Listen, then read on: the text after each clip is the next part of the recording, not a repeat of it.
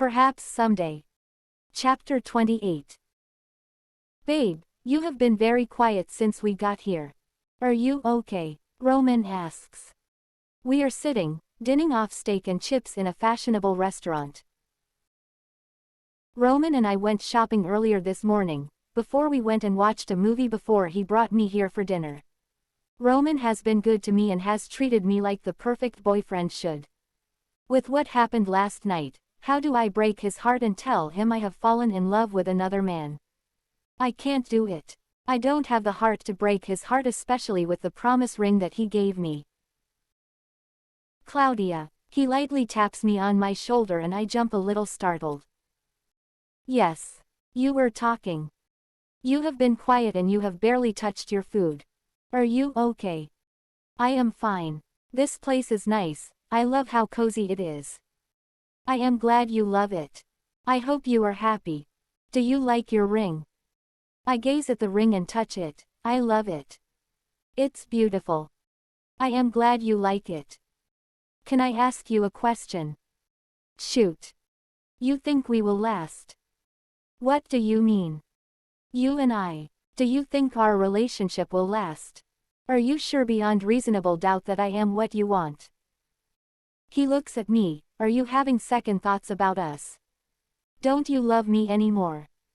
I do love you, but I just want to be sure I am what you want. Are you sure you are not doing this because of our parents? I don't understand what you are talking about, Claudia. What if you meet someone else along the way and... Claudia, you and I have always been in love. You are who I see in my future.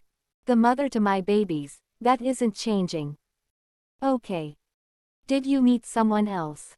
Are you having second thoughts about us? I lift the glass of wine to my lips and take a drink. You know I would never cheat on you, I lie. I know I haven't been the perfect boyfriend of late, but I will make it up to you. I will call you often and I will try to visit as much as I can. School has been a bit hectic and knowing you are hours away from me doesn't sit well with me. I wish we didn't have to be so far away from each other. Same here, babe. I miss you all the time. Well, I hope you will keep to your word and communicate often. There are many men in Lusaka and one is bound to get my attention if you are always quiet on me. I laugh and try to ease the tension. He laughs. You are my wife. I won't allow anyone to take you away from me.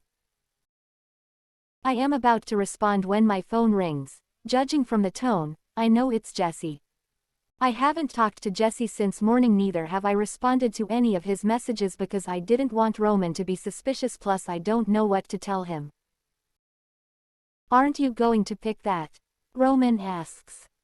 I force a smile. It's no one important, I respond. The call ends and we continue eating. My phone begins to ring again 2 minutes later and I am forced to answer. Hello. Babe. How are you? I have left you a lot of messages. Are you okay? I am fine. How are you? You are with him? Yes. Can we talk later? You are still out with him this late, have you told him? Can we talk later? You haven't told him. Do you still intend on telling him or the plan has changed? I said we will talk later, geez. Oh, it's like that now. Come on, I will. He ends the call, cutting me odd mid-sentence. I sigh and place the phone back in my purse. Who was that? No one important. That sounded like an intense conversation. It was my roommate Demi. She is being a bitch. I think she is drunk. Have you told your parents about her behavior? I think you should change rooms. I want to move out of school next semester. Why? I shrug. I just think it's better to have an apartment of my own than be with someone on campus. Will you be safe? Yes, there are apartments close to school that I can rent.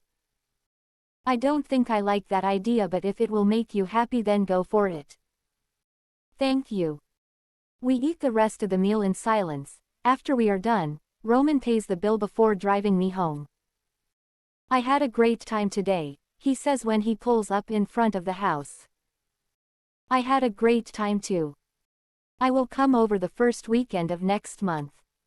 Okay. What time are you leaving tomorrow? In the morning, I want to be in Lusaka on time so I can have enough rest.